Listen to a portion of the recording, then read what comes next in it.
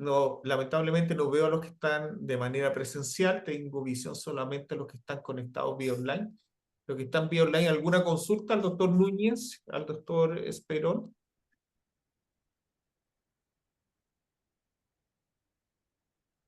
Sí, con el micrófono.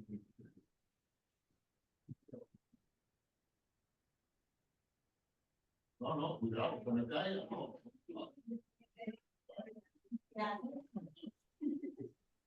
El doctor Salvador Bucela, de Chile, por favor.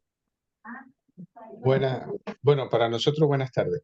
Eh, creo que sirve la pregunta para los dos porque más que la pregunta es más por la misma curiosidad. Una de las cosas que uno se da cuenta cuando se mete en, bueno, estamos hablando de universidades públicas, pero notas que hay como muchos,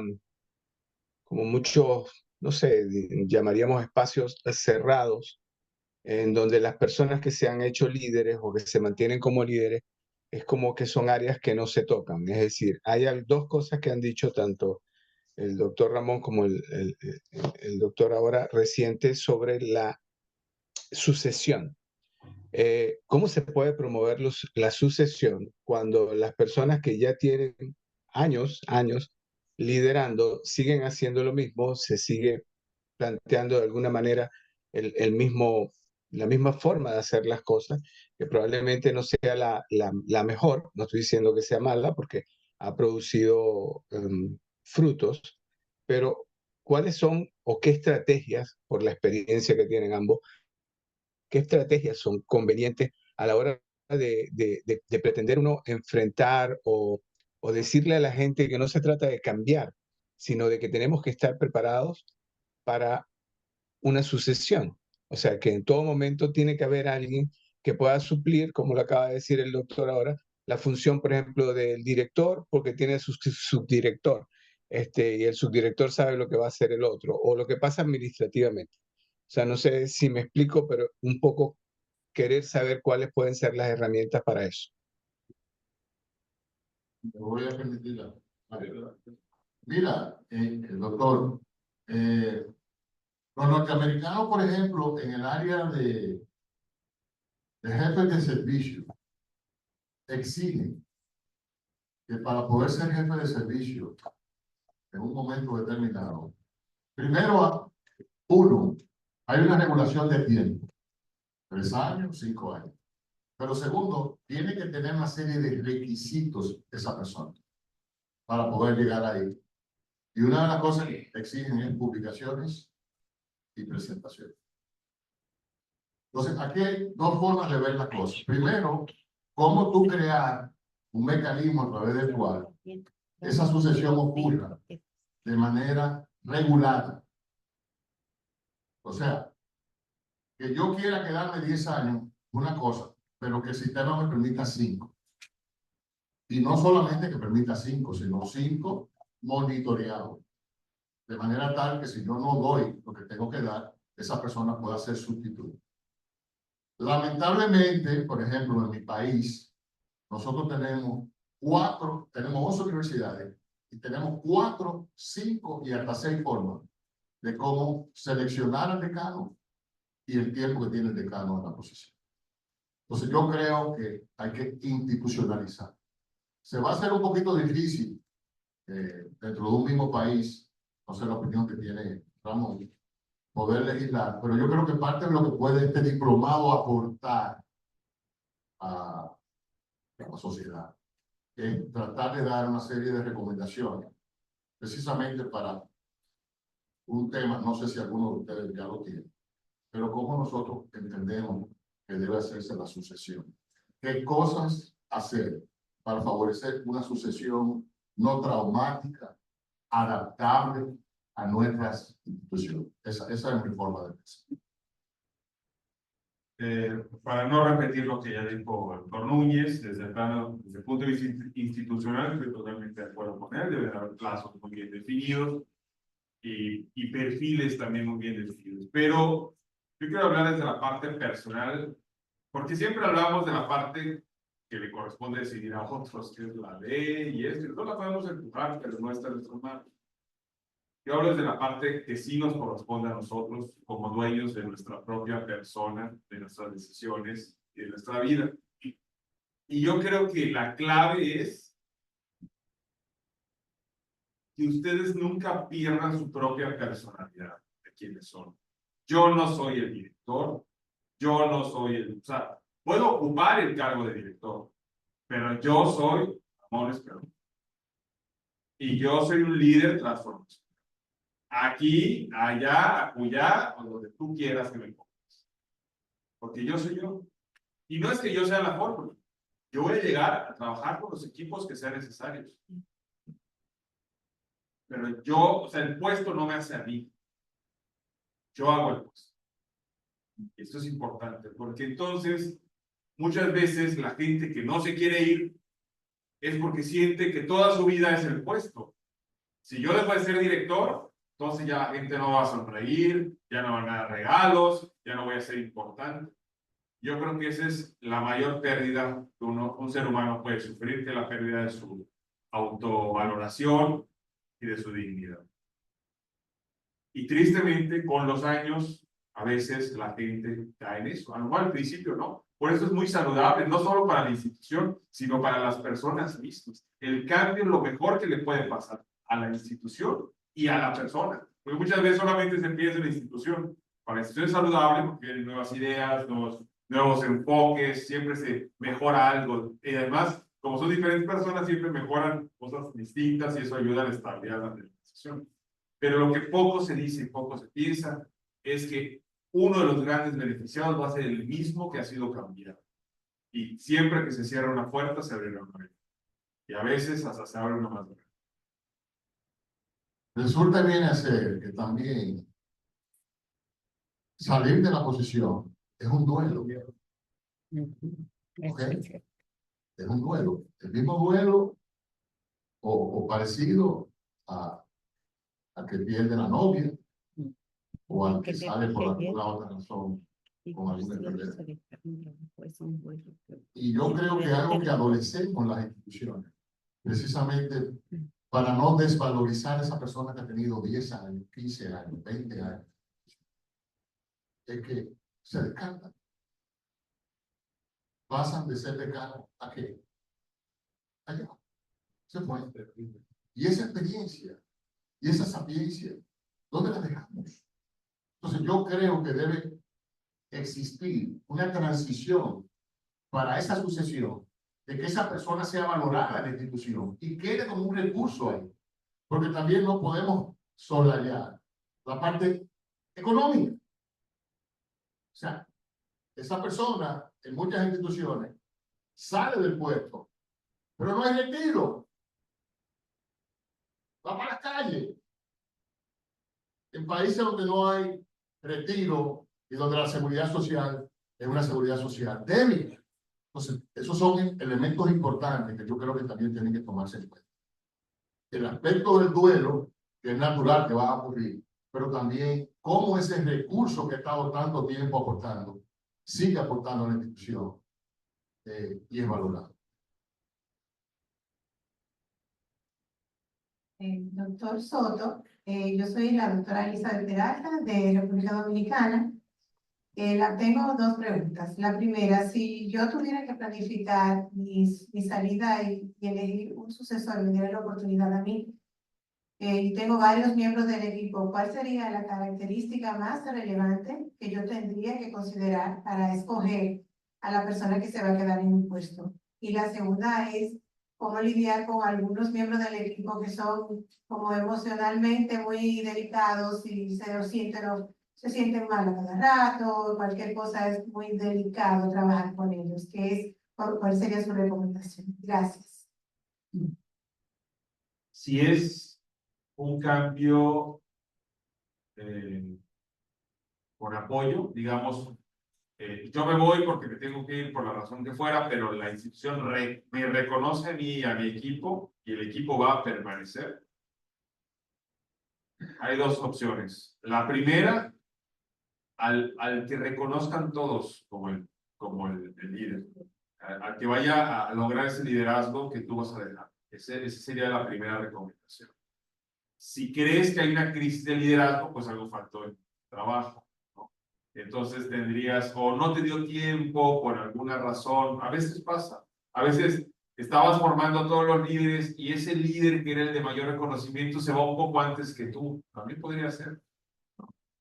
Y entonces, cuando ya viene tu sucesión, pues este líder que habías preparado, a lo mejor le salió algo grande también, porque eso pasa, también hay cazatalentos.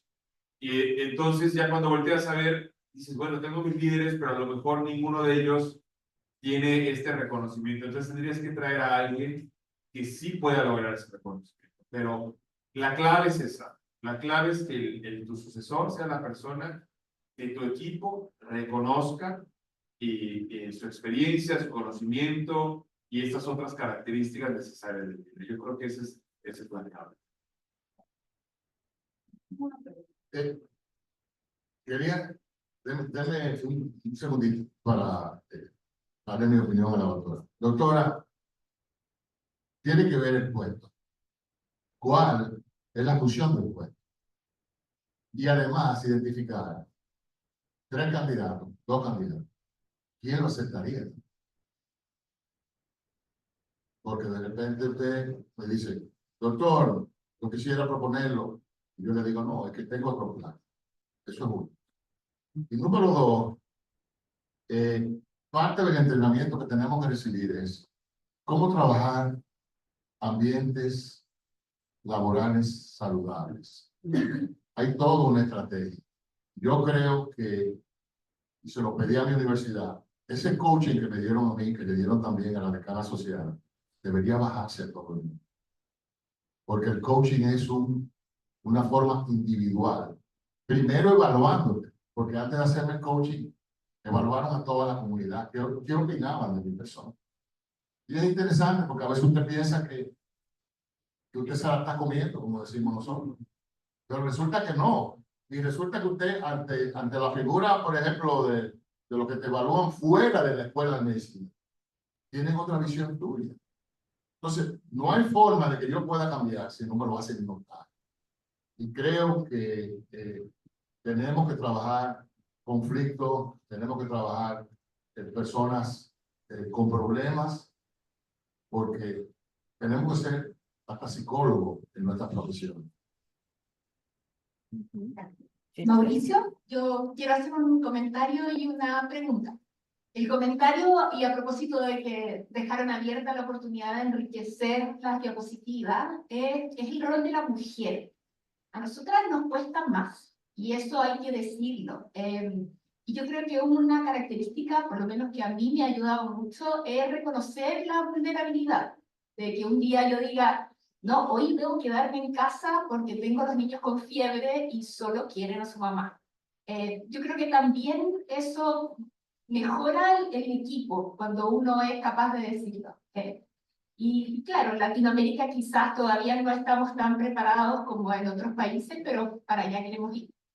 Y la pregunta tiene que ver también con compartir roles. Yo soy otorrinolaringóloga, cirujana, y trato de hacer todo, de operar, de ver pacientes, de ser decana y hacer clases.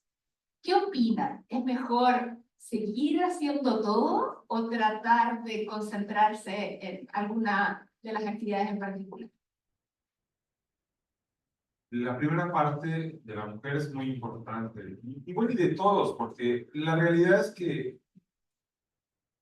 a eso me refería en la parte de conectar con el equipo, más allá de la parte solo laboral, ¿no? Y conectar, no en el sentido de relacionarse, sino de conocer su vida, un poco su historia, porque todas las personas tienen algo encima, y a veces pensamos que hay gente que es de hierro, o que porque es soltero o soltera. Eso se pasa mucho. Contratan a gente soltera o soltera porque no tienen hijos, porque no tienen nada más que hacer, pero a veces pues están cuidando a la madre con cáncer, ¿no? O ellos mismos tienen un problema de salud importante, o muchas situaciones, ¿no?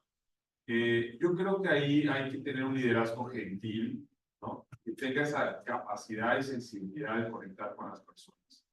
Hay algo en las mujeres, yo pensé que para ahí iba primero tu pregunta, porque es otra parte, y la verdad es que el liderazgo femenino tiene esa cualidad.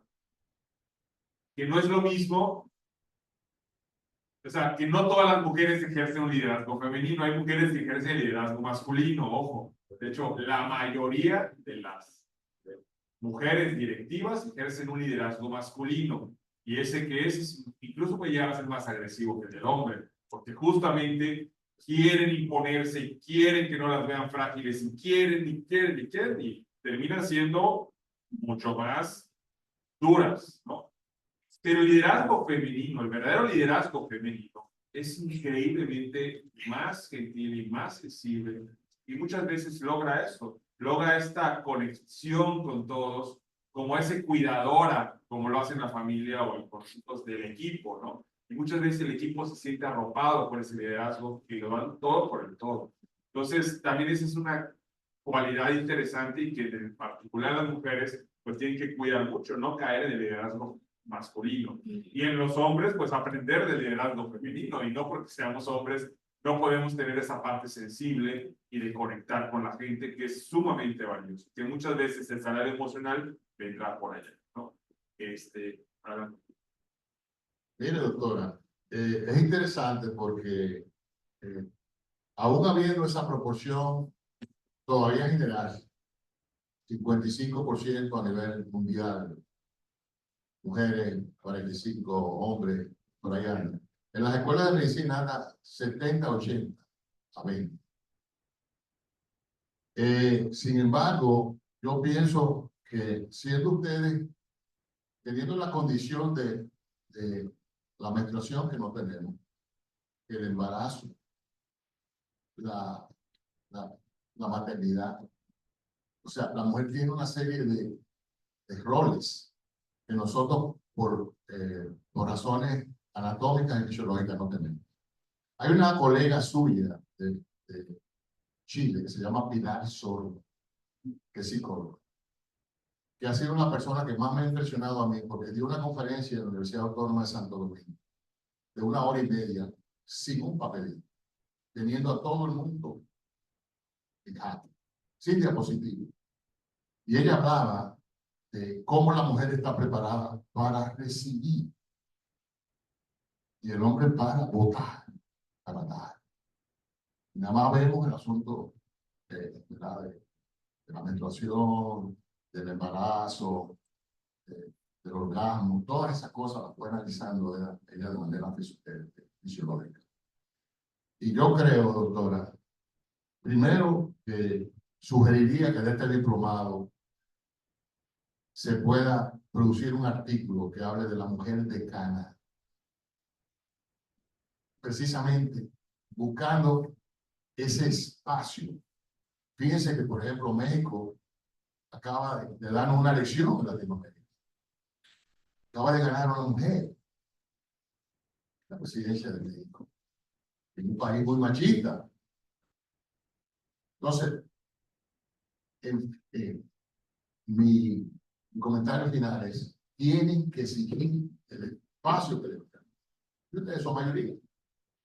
Como dice Ramón, a veces resulta que es la mujer la que, teniendo la oportunidad, se comporta como si fuera un hombre y echa a un lado todas las expectativas de la colectividad.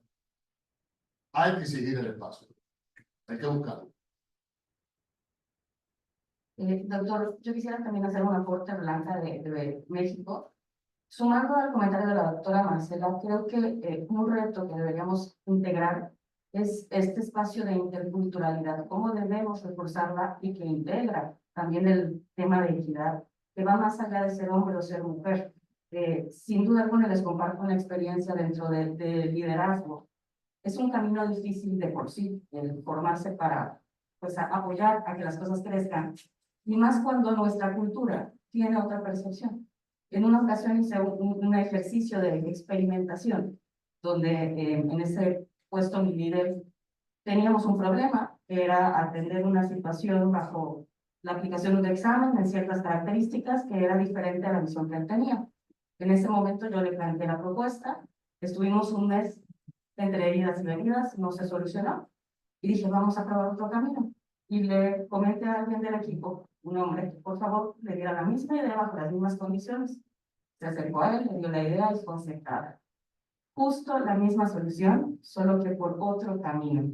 Entonces yo creo que este ejemplo falla muy bien, entender que cualquier rol de liderazgo debe ser en equipo, ya lo decíamos, y más en el posicionamiento de la mujer como un líder transformacional incluyente. Necesitamos trabajar desde la cultura e interculturalidad, colectividad, para que en ese respaldo y en esa seguridad podamos generar un cambio. Pues pongo este como solamente un ejemplo, pero así hay muchos. En ese sentido, yo sumaría a los retos que nos tenemos que enfrentar. Otra cosa que se me ocurrió es que además de los roles que tienen ustedes, ¿verdad? De que cuando termina la parte clínica, entonces ahora hay que atender al esposo, hay que atender a los hijos, a veces hay que atender al papá, que lo tenemos. Es que la mujer es excelente administradora. Y pongo el ejemplo de mi casa. Yo no sé cuánto yo gano. Mi mujer es la que lo administra todo prácticamente. Entonces, eso es un elemento también a favor, porque la mujer administra mejor los recursos.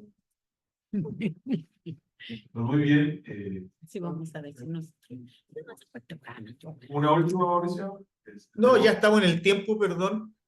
Vamos a cerrar, vamos a dejar todas las consultas y comentarios para nuestro conversatorio, que va a ser la misma pregunta: ¿cuáles serían las características de un líder, del futuro líder? Y estamos relacionados con sus dos exposiciones. En virtud del tiempo, vamos a dar 15 minutos de receso en vez de los 30 minutos que teníamos planteado, cosa que de las 11:10 de ustedes allá y de las 14:10 hora del este, retomamos nuestras actividades, por favor. Se lo agradecemos muchísimo. Gracias.